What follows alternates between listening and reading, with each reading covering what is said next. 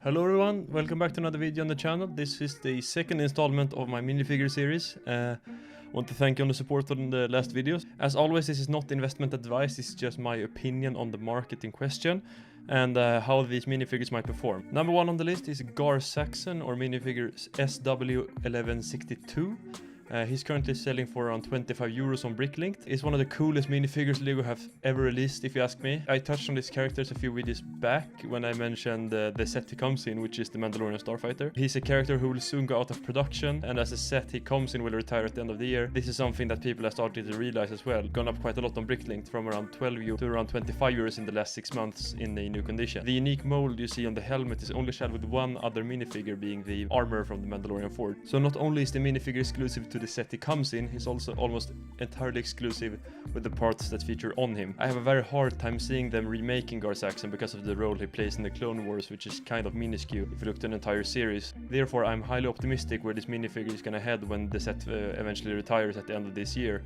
I would not be surprised to see him costing upwards of 50 to 80 euros in new condition this time next year. So if you think about picking this minifigure up, I would recommend doing so as soon as possible, since it will probably only be more expensive the more time passes. The next minifigure on the list is Ahsoka, or minifigures SW1096, costing around 8 euros at the moment. This is another minifigure who will also retire soon as well. This Ahsoka figure is a very well made figure that only came in 2 sets, being the Duel on Mandalore and the AAT, both retiring at the end of this year. One of the main features I featured this minifigure on this list is because of the Ahsoka series coming. I also touched on this in the last set video I made regarding the Ahsoka brickheads. When that series releases, the interest and demand for Ahsoka figures will go up, and I really think that a well-made Ahsoka figure such as this one will go up a fair bit, especially since it will have been retired for almost half a year when the show finally premieres. I have really high hopes for this figure and recommend picking it up before retirement, since it will most likely only continue to go up in price after. With it only being 8 euros at the moment, I see no downside to picking it up. Number 3 on the list is a bit unusual one. It's the entire Bad Batch crew from the Bad Batch shuttle, which all cost around 12 euros each. All of the Bad Batch crew came with this outfit in one set, except for Hunter, who also featured in Cad Bane's Justifier. I believe the shuttle is one of the most promising pickups you can make right now in Lego set investment. Since it has 4 exclusive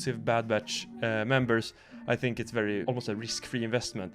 Season 2 of the Bad Batch is also on its way, and it has teased that all of these characters will have different outfits, meaning 4 of these characters will only appear in this very set with this outfit. You can currently pick up the entire Bad Batch crew for under 60 euros, and I really believe that that's a very smart move right now. I believe that these characters can cost up to 100 to 120 euros new condition in less than 2 years. All of these characters also feature a very good print and a very good design, which also will contribute to how they perform on the aftermarket. This set also retires at the end of 2022, so these figures most likely will not stay at this price point for very long, which also makes me really recommend picking these figures up as soon as possible if you don't want to pay quite a premium for them once they aren't produced anymore. Number 4 on the list is a minifigure I feel like people have overlooked for quite a long time, and it's the Imperial crew member, or SW1044, from the UCS Star Destroyer, currently selling for around 60 euros new condition on Bricklink. A highly unique minifigure that only came in the UCS Star Destroyer, as I said, that is also retiring at the end of this year. Common theme into this video. This is a Imperial minifigure with a print we haven't really seen before, and I doubt we will again, since this is a UCS minifigure that Lego are very reluctant to put in many sets, it seems like.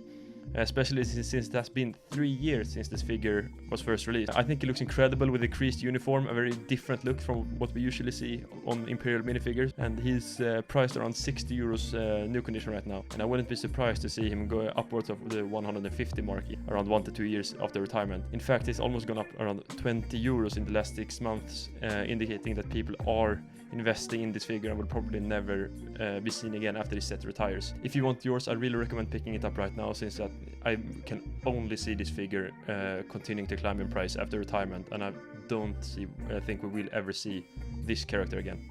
The last minifigure on today's list is the Bo-Katan, or SW1163, costing around 18 euros new condition. Also from the soon-to-be retired Mandalorian Starfighter, along with Gar Saxon, we have Bo-Katan. She's just as Gar Saxon, exclusive to this set, and I expect her to perform admirably after retirement. One of the things that could speak against her is that she will maybe get another minifigure, depending on her involvement in the Season 3 of The Mandalorian. However, this is the first Bo-Katan we've ever seen in a Lego set, so I believe that there will always be quite a demand for the first of any figure, minifigure. Especially one as popular as Bo-Katan. Her helmet print is very well made, and her torso and leg printing is basically perfect. If I had to choose between her and Gar Saxon for which you should buy, I would say Gar Saxon, but for those who are looking to maybe diversify their investments, I really recommend picking up this Bo-Katan as well, since I really think she will perform good on the aftermarket. I would definitely recommend picking her up now. But just as the other figures I mentioned today, she is retiring at the end of the year, so don't hesitate if you are thinking about it, since I think you will have to pay a premium for her the longer you wait. To end this video today, I would like to thank you all for the support on the recent video. I've really seen it. I would like to thank you all for interacting, commenting, liking. Yeah, thank you all so much for watching. See you in the next video.